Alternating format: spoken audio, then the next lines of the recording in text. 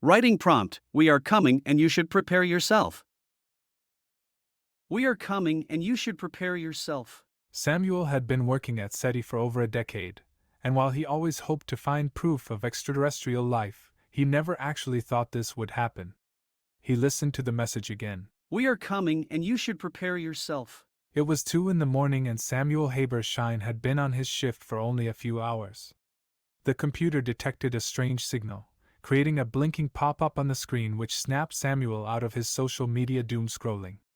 This message was strange. Instead of this being a strange hum or repeating pattern, like most of what the organization had been seeking out, this was a radio wave. In a strangely accented robotic voice, Samuel heard in perfect English, We are coming and you should prepare yourself. Samuel tried to calm himself. He stumbled to the bathroom in a haze. He turned on the faucet and gathered the cold water into his cupped hands. He hoped that splashing his face would steady his thinking. His palpitations started to subside as he thought. Let's break this down. I can't automatically consider this a threat. We are coming. Sure, that is benign. It's just letting us know that they will come to us. No big deal, right?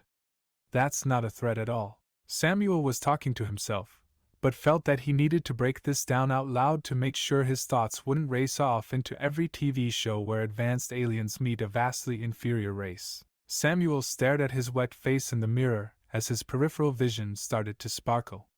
Suddenly he snapped into focus. Oh geez! This is out of my pay grade. I need to call Director Stevens. He ran from the bathroom and to his desk, picking up his cell phone. He struggled with the passcode, briefly forgetting the PIN. After a few misclicks, the screen finally came to life and Samuel opened his phone app. He looked at the icon for Director Stevens, hovering over the button for a moment. I should double-check this before bothering the director in the middle of the night. The computer screen was still open, blinking with this message. He sat at the computer and sent through a few command prompts. Samuel ran through all of the data to ensure this wasn't just a bounced signal coming from Earth. As he waited for the data to compile, he tried breaking down the second half of the message. You should prepare yourself. Was this a threat? Prepare yourself. Samuel was reminded of a Thanksgiving dinner that he had spent weeks preparing last year for his family and friends. Did they mean to prepare a welcoming party? Prepare yourself. Do they mean to prepare yourself mentally for the introduction of a spacefaring neighbor? The computer dinged and the data was printed on the screen.